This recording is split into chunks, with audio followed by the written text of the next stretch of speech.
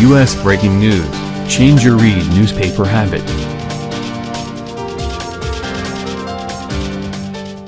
China said Monday it is sending an envoy to the United States this week for talks aimed at cooling a trade dispute that threatens to upend markets from soybeans to steel.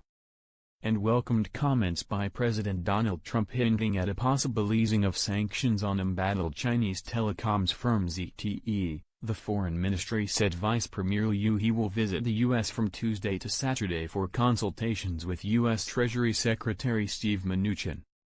Ministry spokesman Lu Kang also said China appreciated tweets by Trump saying he would help ZTE Corporation get back into business because too many jobs in China are at stake after the U.S. government cut off access to ZTE's American suppliers.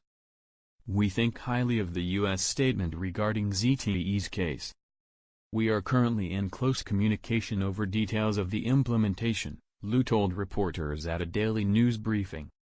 Referring to Liu's visit, Liu said China was willing to work with the U.S. to strive for positive and constructive outcomes from the next round of economic and trade discussions.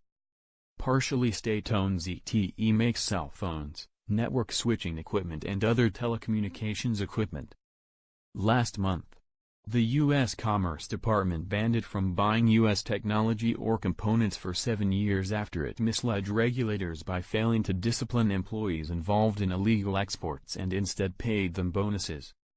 Liu's trip to Washington follows a visit by Mnuchin and other U.S. officials to Beijing earlier this month, where they conveyed a demand that China slash its trade surplus with the U.S. by $200 billion by the end of 2020.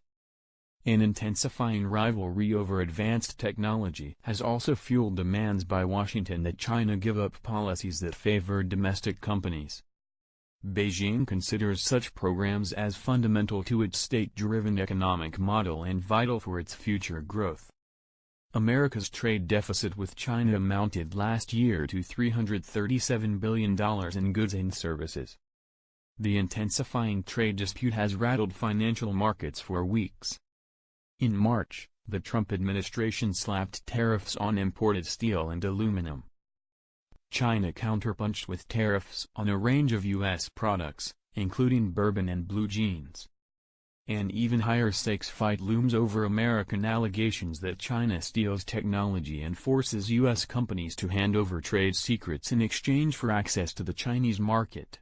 The United States is considering imposing tariffs on up to $150 billion of Chinese products, and Beijing has countered with proposed tariffs on $50 billion in American goods, including soybeans and small aircraft.